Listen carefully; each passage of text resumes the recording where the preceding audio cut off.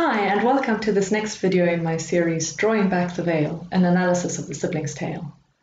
Last time I took a look at one of those big topics in aspiring, which is the question of belonging. And today I'm going to build on that and take a good look at how things develop for Elisabeth in the sequel, Becoming. Some of what I'll discuss today might be considered a spoiler, so if you'd like to read the book first, be sure to skip that particular section. I'll let you know when we get there. As I mentioned in the previous video, I've always been very aware of being different and not fitting in, and today I'd like to share how I made peace with that and found my own place, and how I took that one step further with Elisabeth's character. Last time I mentioned how I learned that my own belief in my difference was a key factor in making matters worse because of the actions I took. My own awareness of my difference made me hold back and made others perceive my difference more acutely. I also pointed out how my heritage made it difficult for people to put me in a box, that is, to reduce my identity to a quick and easy descriptor. And I spent many years feeling rejected and misunderstood because of it. As I grew older, I became aware of another aspect to my identity, one that actually helped me overcome the hurdles I'd faced, particularly in my teen years. When I was 16, I spent a wonderful 4-week vacation with my Bavarian grandmother. It was just me and her, and I'm forever grateful for that opportunity to get to know her and bond with her. She passed less than 3 years after that, and as the eldest of her grandchildren, I was the lucky one to really get to know her softer side. In those 4 weeks, I truly fell in love with the Bavarian Alps. We were out hiking every other day, just soaking in the sun and basking in the breathtaking views. I learned so much on that trip, but that's not important right now, because it's what happened one day when we went through my grandmother's cupboard in the spare room. Now that cupboard is an old painted wooden cupboard, blue with flowers on it and a red edge around the doors. You could feel the age of that piece of furniture, just radiated homeliness and a sense that it's always been around, taking care of people's clothes for generations. Well, inside it, we found a dirndl, the traditional Bavarian dress. It was blue with this magnificent skirt with little yellow and pink flowers all over it, and it had silver buttons down the front. It was love at first sight. My grandmother had actually made that dress for my aunt when she was a teenager, and I immediately felt that urge to try it on, and it fit like it was made for me. We couldn't find the original apron, so the very next day we headed out to the fabric store and bought this beautiful wine red fabric with little white dots on it. I loved that dirndl. It was a true expression of myself, and I wore it at every opportunity I got. In hindsight, I guess I also embraced the Bavarian culture subconsciously, because I kind of understood at an intuitive level that this was a key to unlocking my belonging, even though it took me many years to actually understand that consciously. Because you see, Bavarians use their difference as a signifier for who they are. Bavaria is Catholic, while the rest of Germany is Lutheran. Bavarians are proud of their history and their traditions, and they still wear their dirndls and lederhosen with pride, even today. For teenage Bavarians, receiving your dirndl or lederhosen is like a rite of passage into adulthood. It's almost as though it's a symbol of them being accepted into society. So when I received my dirndl, I didn't know this, but I did feel it from the way my grandmother behaved and talked about it. Of course, I still struggled over the next few years because no one else wore a dirndl. They didn't wear traditional clothing at all. And so once again, me doing that marked me for my difference. But I loved that dress too much to care. I outgrew my first dirndl in my early 20s and spent a long time without one. But as you can see, I am now the proud owner of this fabulous green dirndl, which I got together with my whole family just over a year ago on a very joyous occasion. It is also from the very same shop where my grandmother bought the fabric for the apron, and in a way I feel she blessed this one too, even if she couldn't personally be present when I consciously embraced my Bavarianness. In the process of finding that aspect of my heritage that defines itself through difference, I was at long last able to accept myself for who I am and took the first step in establishing my own sense of assurance. I know I am South African, that is where I grew up, and it is a society and the blending of cultures that I know best. I am also proud of my heritage as a Bavarian Italian, and will take any opportunity I can to express those attributes. By embracing myself and my own difference, I became even more open to other people's difference, and I've thoroughly enjoyed learning through others' experiences of difference. In Becoming, part 2 of the siblings' tale, Elisabeth learns to embrace herself during her time spent with the Ayuri, which are the elven people of my world. During her lessons in how to channel the deep magic of the earth, she began to accept herself for who she is and acknowledge that despite her mixed heritage and how she was treated by her society, not to mention how she perceived herself in light of her difference, she was a worthy individual with something to offer. Before I go on, you need to remember that this next brief section is riddled with spoilers, so if you want to read the book first before finding out more, skip ahead to where I do Elisabeth's characterization so you can still benefit from the rest of the video.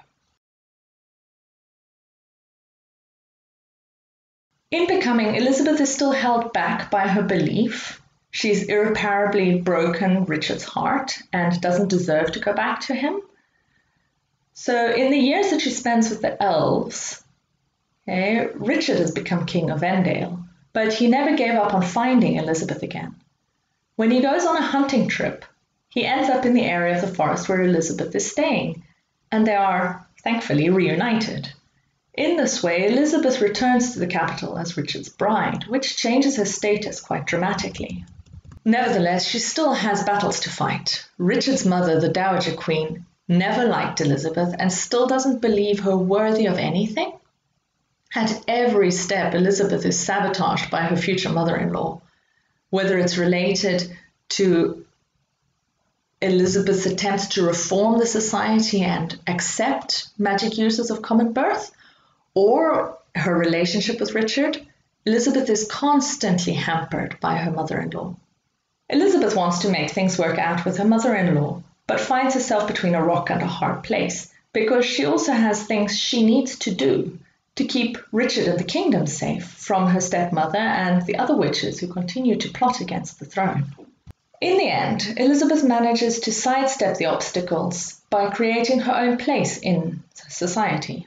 Instead of forcing her way onto the royal circle of magic users, which is the domain of the Dowager Queen, Elisabeth creates her own group of talented young women who were denied training because of their humble backgrounds.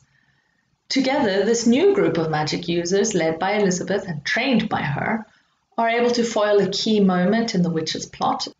By doing that, they prove themselves to the court. But Elisabeth is also humble, and she doesn't want the glory for her success. And by doing that, she allows her mother-in-law to save face, and even stops Richard from banishing his mother as a result of a serious misunderstanding. Elisabeth marries Richard, but is acknowledged as queen in her own right because of what she does to ensure the safety of the kingdom and the welfare of her people. Before I go on, I'd like to share how Elisabeth has grown into her own with this brief characterization of her as an adult.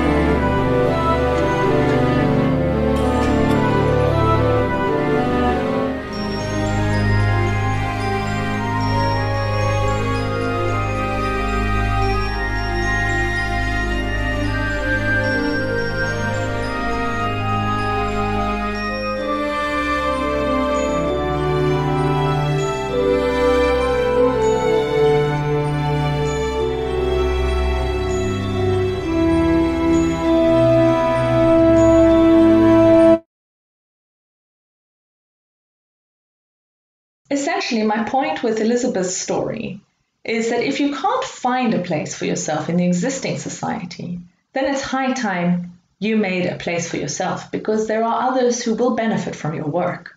When you become the blazing beacon that forges the way forward, you create something even more beautiful. We do not have to hide in the shadows. Societies have proven themselves very flexible throughout history, and even more so since the technological revolution. Maybe all that is needed is you pushing a little and building a bit, and then creating a space for you, which in turn opens up new paths for those following after. We are living in a time of immeasurable change. Nothing like this has ever happened before, and no, we haven't really experienced anything like this before. And that means that we need to be flexible. That comes with being open to difference and embracing the opportunities that present themselves. What can you do today to make the world a better place, even if just a little bit?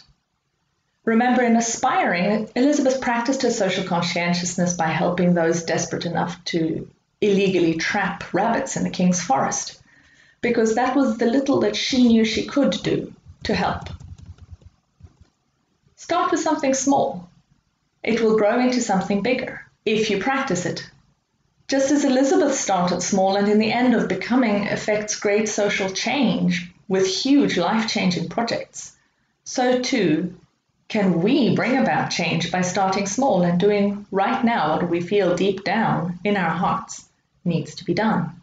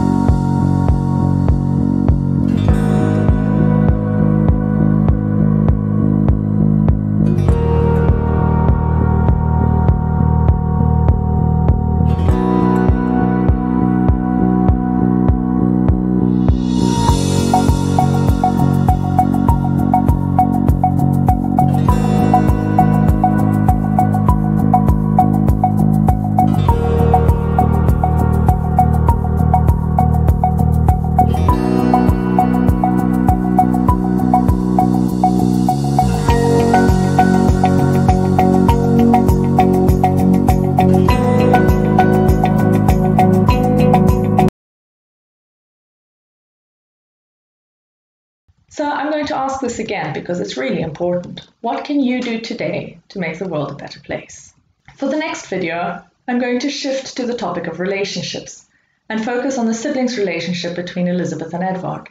And of course, I'll also share my own experience with my siblings. Be sure to subscribe to this channel so you get the notification when the next video goes up. Thank you for watching. I hope you enjoyed it and would love to know your thoughts. Until next time.